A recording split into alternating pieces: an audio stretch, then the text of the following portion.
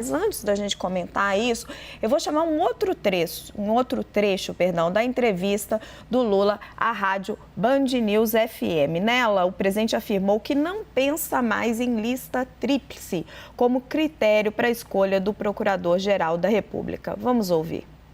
Eu não penso mais em lista tríplice. Não penso mais. Sabe? Esse não é mais o critério que eu pensava, porque quando eu vim para a presidência, eu trouxe a minha experiência do sindicato. Então, tudo para mim era lista tríplice. Já está provado que nem sempre a lista tríplice resolve o problema. Então, eu vou ser mais criterioso para escolher o próximo Procurador-Geral da República. Depois dessa fala do presidente, a Associação Nacional dos Procuradores da República rebateu a declaração de Lula. O nosso repórter Theo Cury traz mais informações. Boa noite, Theo, conta. Oi, Raquel, boa noite para você, uma ótima noite para todo mundo que está no estúdio nos acompanhando de casa, no trabalho. Exatamente, a Associação Nacional dos Procuradores da República, a associação, a entidade responsável por há 20 anos realizar a lista tríplice da Procuradoria-Geral da República para escolher o chefe do Ministério Público Federal, rebateu ontem as declarações do presidente Luiz Inácio Lula da Silva. E a novidade é um ofício que foi enviado agora à tarde pelo presidente, o Biratã Caseta, ao presidente Luiz Inácio Lula da Silva, pedindo uma audiência pública, uma audiência entre o presidente da NPR e o presidente da República para trazer a visão da NPR, a visão da Associação Nacional dos Procuradores da República com relação à lista tríplice para a escolha do chefe do Ministério Público Federal. É uma lista que vem sendo realizada desde 2003, no primeiro ano do governo de Luiz Inácio Lula da Silva, como ele mesmo disse. Foi ele que inaugurou essa tradição, não está prevista na Constituição, mas vem sendo seguida ao longo dos últimos 20 anos. Não foi com Jair Bolsonaro pela primeira vez em 2019, quando ele escolheu Augusto Aras, que depois foi reconduzido também por fora da lista tríplice. A primeira vez que ela foi desrespeitada foi em 2017, desrespeitada porque a tradição era escolher o primeiro colocado. Em 2017 foi Nicolau Dino e Raquel Dodge, que foi a segunda mais votada da lista, acabou sendo escolhida pelo presidente da República, então, Michel Temer. Então, em 2019, Augusto Aras correu por fora da lista que é considerada por alguns críticos corporativista. Augusto Aras foi nessa linha, reclamou também sobre a falta de legitimidade da escolha por meio da votação, criticou a forma de votação e conseguiu ser reconduzido para mais 2 anos, que terminam agora em setembro. Lula, então, vem ouvindo pessoas próximas a ele. E a NPR vem tentando fazer uma ponte com ministros do governo, como, por exemplo, Flávio Dino, Jorge Messias, Rui Costa e Alexandre Padilha, para fazer essa reaproximação com o presidente Lula para tentar convencê-lo. A NPR não desistiu, apesar da última declaração dessa entrevista de ontem do presidente da República, mas quer uma audiência para tentar convencê-lo da necessidade da escolha por meio da lista tríplice. Enquanto isso, pelo menos 4 candidatos vêm correndo por fora para tentar convencer o presidente e os interlocutores dele da área jurídica. Muito obrigada, Theo, pela sua participação aqui no Arena. Gabriela, Bolsonaro ignorou a lista tríplice, escolheu Augusto Aras, muito próximo a ele, e sabemos os danos que Aras provocou à democracia brasileira porque se omitiu em diversos momentos. Lula também quer um PGR para chamar de seu? Ele comete o mesmo erro de Jair Bolsonaro? Não sei se ele quer Não penso que seja isso, vamos inverter um pouco, né? O Lula que começou com essa questão da lista tríplice, de acatar a lista tríplice lá no primeiro mandato dele. Mas a Constituição Federal, ela diz que é prerrogativa do presidente da República indicar, né, o procurador-geral, independentemente de lista tríplice. E esse procurador-geral passa pela aprovação do Senado. O Senado tem que votar por maioria absoluta. Então, esse sistema no Brasil de aprovação de procuradores gerais da República, ele é muito semelhante ao sistema europeu. Na Europa também é assim, geralmente é o Poder Executivo junto com o Poder Legislativo que escolhe o procurador-geral da República. Meio que um pouco pensando no princípio da separação dos poderes, no equilíbrio entre os poderes. São pessoas que tiveram voto popular que indicam membro do Ministério Público, mas o Ministério Público continua tendo autonomia, até porque é um mandato, né, de 2 anos. Quando a ANPR, e aí vamos ver pelo outro lado, quando a ANPR ela pede para ela indicar a lista tríplice, ela puxa para uma associação privada e para o corporativismo do Ministério Público essa indicação. E ela se baseia no método, a Constituição também prevê métodos de indicação para Procurador-Geral de Justiça com a participação do Ministério Público nos estados. Mas como é que funciona nos estados? É uma lei complementar, uma lei estadual, que regulamenta e todos os promotores votam para fazer a lista tríplice, entende? Então, é a carreira inteira que vota. Quando você joga para uma entidade privada, eu acho que é esse o conflito, aí o risco é o oposto, é o risco do corporativismo. Então, por exemplo, a ANPR, o Ministério Público Federal, ele é composto também por procuradores do Ministério Público do Trabalho. E a ANPR não tem entre os seus filiados integrantes do Ministério Público do Trabalho. Então, tem todas essas questões. Eu espero que o presidente Lula escolha um quadro, um procurador, né, para ser o Procurador-Geral da República, pensando na defesa do país, das instituições, da Constituição. E eu não entendo que ele tenha que necessariamente encontrar esse quadro numa lista que foi formada por uma entidade de classe. É só esse o meu ponto. Aqui tentando trazer um pouco da contribuição técnica, né? Recebendo uma colaboração aqui, né, dos procuradores, eles colocam, né, que na visão deles não é uma lista corporativa, porque ela é uma sugestão para o presidente da República feita com base no debate e apresentação das carreiras entre os colegas e que segue o mesmo modelo dos ministérios públicos estaduais. Agora, Joel, a Gabriela colocou um ponto muito interessante que o PGR é avalizado pelo Senado. Então, assim, não podemos dizer que Augusto Aras não foi um nome que todo o sistema político endossou e aprovou.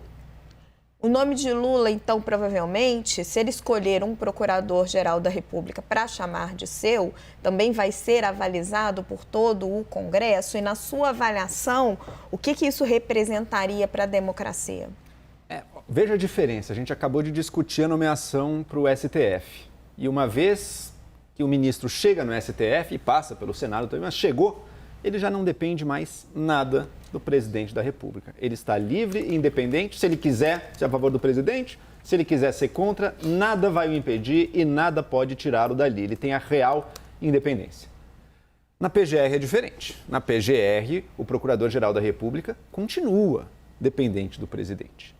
No passado, quando escolhia-se o nome na lista tríplice, a gente tinha o PGR, ele tinha um respaldo da sua própria categoria, dos procuradores, que via de regra podem ter seus interesses corporativos, todo mundo tem, mas também estão preocupados com o desempenho da sua função e com o papel do Ministério Público na República, que ele seja atuante, que ele seja relevante. A gente não tem muita amostra de PGRs escolhidos fora da lista tríplice. Temos apenas o Aras. Mas esse precedente é terrível. Foi escolhido fora da lista tríplice alguém que se tornou ali na PGR um verdadeiro submisso ao presidente da República, que não agiu, que agiu com servilismo a favor da presidência, a favor do executivo. Eu não quero ver isso de novo, seja com quem for o governo. Não é porque era o Bolsonaro que isso é ruim em qualquer governo. Se o Lula novamente seguir esse mesmo precedente, escolher alguém que vai estar única e exclusivamente dependente dele ali, sem o respaldo da sua categoria, que antes abalizava, dava os parâmetros da decisão, tem tudo para repetir a mesma dinâmica do Aras com o Bolsonaro. E veja, a lista tríplice, eu acho um exagero quando dizem, não, tem que escolher o primeiro colocado da lista tríplice. Talvez isso seja um preciosismo desnecessário. A lista tríplice, que é claro, o Ministério Público tem tendências internas também, tem grupos divergentes. A lista tríplice contempla isso. Tem o primeiro, mas tem outros também que representam alas relevantes dentro do Ministério Público. Escolhendo qualquer um deles, o presidente está escolhendo alguém que tem um respaldo relevante da sua categoria e que, portanto, se o presidente se compromete a escolher daquela lista, é alguém que tem um respaldo e que tem, portanto, algum poder e que se sustenta por si só, pela sua relação com o Ministério Público e não fica, portanto,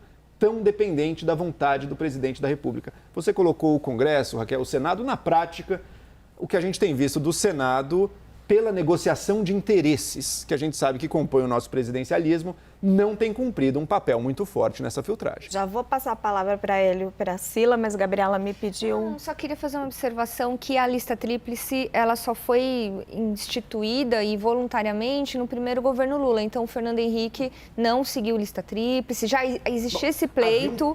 Já existia esse pleito. Eu não sei se com justiça ou não. Era o engavetador geral. Mas chamavam de o engavetador geral. Eu não isso. participava do debate público Os na época ainda, mas o apelido que se deu ao PGR na época não é um bom precedente. Era o Geraldo Brindeiro. E eu já dei minha opinião, continuo com a minha opinião de que acho que é corporativismo. E só mais uma coisa, Raquel, é diferente. Eles alegam que é semelhante ao modelo dos estados. Nos estados, a Constituição prevê realmente a lista tríplice para o Procurador-Geral de Justiça no estado. Só que nos estados, todos os promotores votam.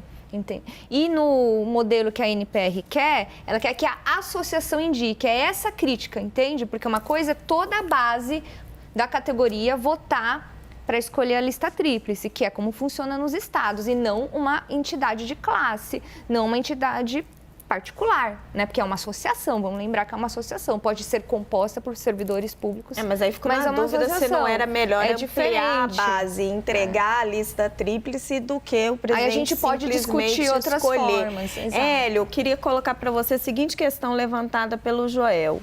O Joel falou que tem receio que o Lula erre como errou o Bolsonaro. E você? Eu tenho receio também. Eu acho que vale o mesmo ponto que eu fiz antes para a nomeação do ministro do STF, vale também para a nomeação do PGR, ou seja, o Senado tem que fazer uma sabatina de verdade e não só essa coisa de um selo automático de aprovação. Eu considero que o Ministério Público é um dos poderes mais importantes, como sabemos, porque ele pode iniciar investigações, inquéritos sobre o presidente, sobre ministros, sobre parlamentares. Então, Raquel, você comentou, será que o Lula quer um PGR para chamar de seu? Acho que todo presidente quer colocar lá alguém para chamar de seu para não ter problemas com inquéritos abertos, né? Você citou o Geraldo Brindeiro, que era conhecido como o engavetador geral da República, né? Ele abriu só 10% dos inquéritos que foram apresentados a ele, sentou em cima de 90%. O Aras é acusado de ter feito isso no governo Bolsonaro. E, portanto, eu considero que a preocupação de que o Lula fará isso é super legítima. Eu acho que é bem possível que isso aconteça. Eu não vislumbro uma outra forma de mitigar esse risco do que você ter realmente uma mudança de atitude das sabatinas no Senado Federal, para ser, pela primeira vez no Brasil, sabatina de verdade. É isso que eu proponho, que haja realmente um questionamento detalhado, longo, profundo, sobre qualquer indicado, seja para o STF, seja para o Ministério Público. Hélio, esse ponto que eu queria trazer para a Sila. Sila, a gente viu no começo do programa o tweet da Carla Zambelli, tem vários deputados, senadores de oposição se posicionando contra a indicação do Zanin, mas fato é, a gente nunca vê uma resistência sólida no Senado a qualquer indicação do STF, e a aprovação do Aras para um segundo mandato foi um passeio. O que acontece no Congresso Nacional que não é feito de uma forma concreta? É pressão da opinião pública? É uma questão interna? O que explica? Na verdade, o fato, né, o que o Hélio trouxe é a grande diferença para os Estados Unidos, né? Porque lá, de fato, a sabatina ela é vista pela opinião pública como um momento importante, porque, tecnicamente, os candidatos são levados a um escrutínio bastante profundo e importante. Aqui isso não acontece. Então, já entrando no outro assunto que você trouxe, que é a popularidade, enfim, a imagem do STF, dessas instituições, ela está muito ruim, está abaixo de qualquer crítica e vem piorando. Então, acho que se tiver sabatina, se tiver uma demonstração de todos esses entes de que isso é levado a sério, vai ser bom para todo mundo, do ponto de vista da opinião pública, porque a opinião pública olha e fala, é tudo uma grande negociata onde estão todos envolvidos. Seja lá quem está no poder, está envolvido. E aí, quando você tem uma deputada indo contra, ela vai contra também é uma questão partidária, ela não está também discutindo discutindo a qualidade do indicado. Então, acho que, respondendo à tua pergunta, eu creio que tem que ser levado mais a sério esse assunto e não levado numa questão de um embate político não parece apenas. ser técnico, Joel.